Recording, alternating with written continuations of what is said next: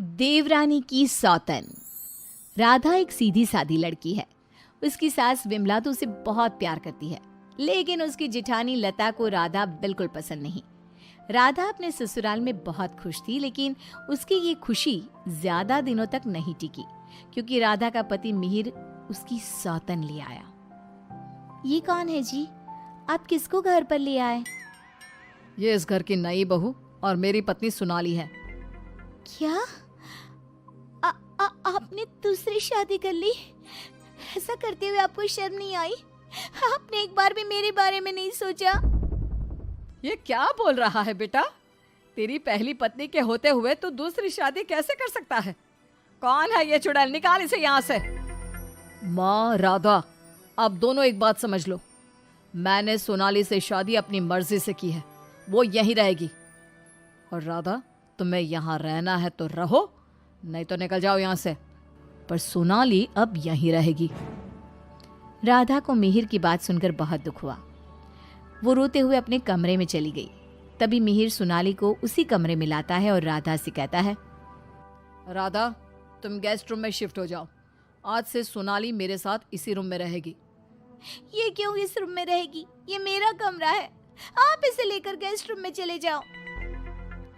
ओह darling, इस गवार को तुमने सर पर चढ़ा रखा है। छोड़ो ना, हम दोनों गेस्ट रूम में ही चले जाते हैं। वैसे भी इस रूम का इंटीरियर डिजाइन मुझे खास पसंद नहीं आया। ओके डार्लिंग, जैसा तुम कहो। मिहिर उसे लेकर चला जाता है और राधा कमरे में बैठकर बहुत रोती है। तभी वहां पर विमला और लता आ जाती हैं।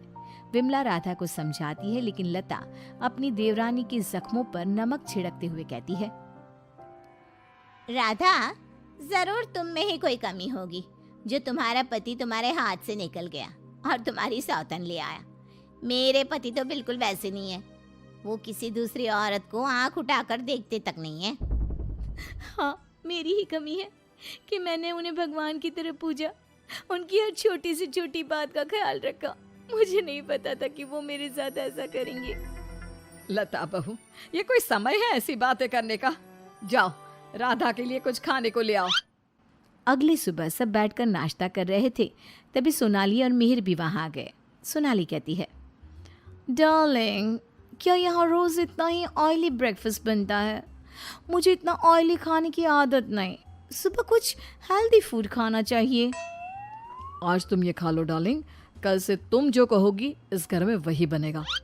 ओके डार्लिंग, मैं आज तुम्हें अपने हाथों से खाना खिलाऊंगी। सोनाली मिहिर को अपने हाथों से खाना खिलाती है।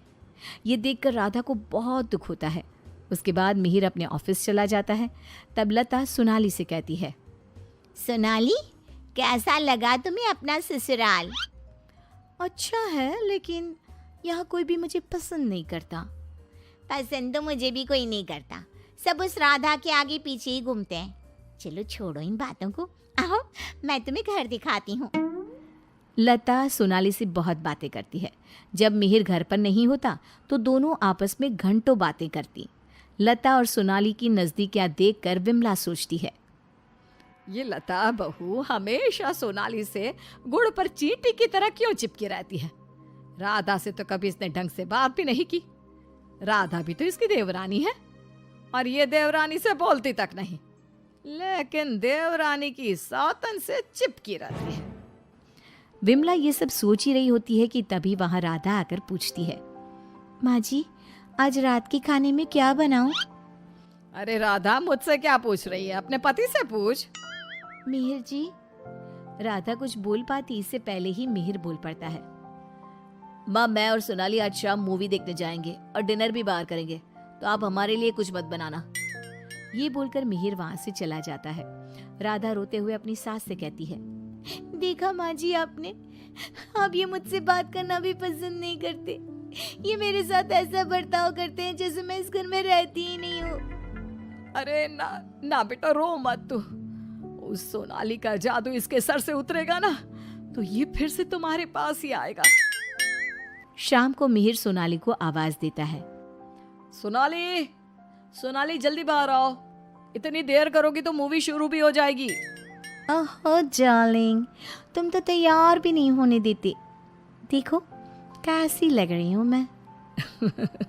हमेशा की तरह बहुत खूबसूरत। अब चलो जल्दी करो, बहुत देर हो रही है। मिहिर सोनाली के साथ चला जाता है। ये सब देखकर राधा बहुत रोती है। इसी तरह एक दिन सभी बैठकर खाना खा रहे होते हैं कि तभी मिहिर सोनाली से कहता है, सोनाली, कल मैं ऑफिस नहीं जाऊंगा, कल हम शॉपिंग पर जाएंगे। ठीक है डार्लिंग। बेटा, राधा को भी शॉपिंग पर ले जा, उसके सारे कपड़े पुराने हो गए हैं और वो दिन भर घर के कामों में लगी रहती है, कहीं बाहर ही नहीं जाती। बाहर जाएगी तो उसका मन भी बहल जाएगा। क्या कह रही हो माँ? मैं राधा को लेकर बाहर जाऊंगा? कभी नहीं। सॉरी माँ, लेकिन मेरे पास टाइम नहीं है। मैं आपको रुपया दे दूंगा, आप चली जाना उसे लेकर। बेटा, तू तो राधा को बिल्कुल भूल गया है, मगर ये याद रख, वो आज भी तेरी पत्नी है और इसी घर में रहती है। हाँ, तो वो क्यों रह रही है इस घर में? चली क्यों नहीं जाती? राधा, अगर तुम चाहो तो मैं तुम्हें तलाक दे सकता हूँ। तुम ठीक से सोच लो और अपना फैसला मुझे बता देना। बदले में जो चाहो वो मैं तुम्हें दे सकता हूँ। मिहिर की बात सुनकर राधा के ऊपर मानो बिजली सी गिर गई। इसी तरह कुछ दिन बीत गए। राधा अब बहुत दुखी और चुप चुप रहने लगी। एक रात विमला किचन की तरफ पानी लेने जा रही थी, लेकिन किचन में से बातों की आवाज सुनकर वो बाहर ही रुक गई और सोचने लगी, अरे, ये इतनी रात को कौन बातें कर रहा है? ये तो लता और सोनाली की आवाज लग रही है। ये दोनों इतनी रात को क्या बात कर रही है? ध्यान से सुनती हूँ तब पता चलेगा। वो दोनों की बात ध्यान से सुनती है। सोनाली लता से कह रही थी, देख मेम साहब, तेरे देवर को मैंने तेरे कहने से पटाया था, मैंने तेरा काम कर दिया। अब तू मुझे बाकी के रुपए दे दे, नहीं तो तेरे घर वालों को तेरी सारी सच्चाई बता दूंगी। अरे तू ज्यादा चालाक मत बन, मैं तुझे पहले भी कई सारे रुपए दे चुकी हूँ, अब और रुपया नहीं दे सकती। तू जैसी लड़की को इतना अच्छा घर दे दिया, इतना अच्छा पति दे दिया, और क्या चाहिए तुझे? विमला दोनों की बात सुनकर समझ जाती है कि दाल में कुछ काला है। वो सोनाली की जन्म कुंडली निकालने में लग जाती है। तब उसे सोनाली की सच्चाई पता चलती है। एक दिन विमला सारे घर वालों को बुलाती है और कहती है, मिहिर, तुमने सोनाली से शादी कर ली है, ये बात हमारे रिश्तेदारों को भी तो पता चलनी चाहिए ना। मैं तुम दोनों की शादी की खुशी में एक छोटा सा प्रोग्राम करना चाहती हूँ, जिसमें मैं सारे रिश्तेदारों को बुलाऊंगी। सोनाली, तुम भी अपने रिश्तेदारों का नाम और पता बता दो, मैं खुद उन्हें निमंत्रण भेजूंगी। ये सुनकर सोनाली घबरा जाती है।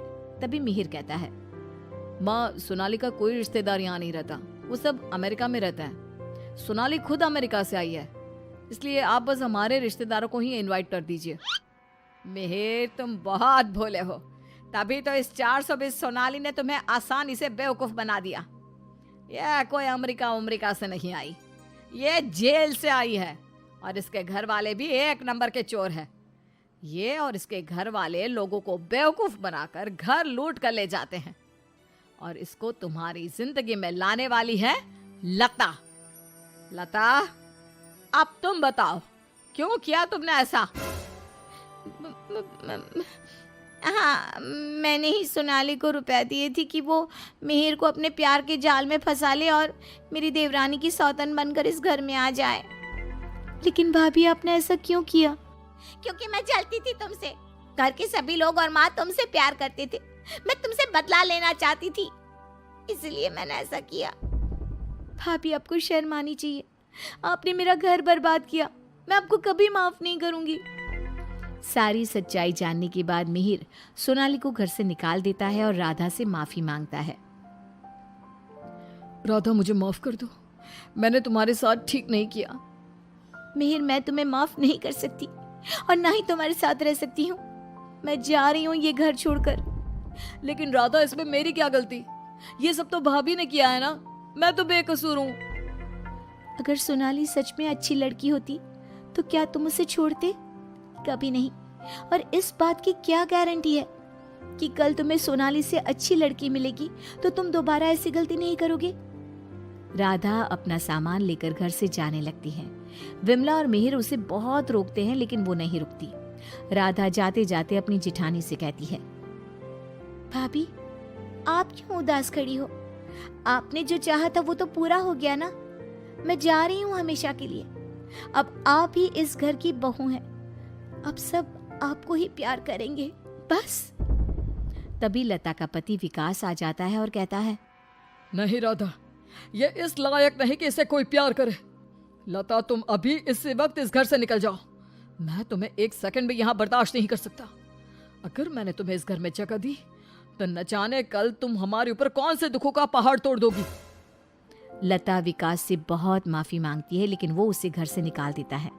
लता को इस बात का पछतावा था कि उसने अपना हंसता खेलता घर बर्बाद कर दिया। ना तो विकास अपनी पत्नी लता को माफ करता है और ना ही राधा अपने पति मिहिर को माफ करती है।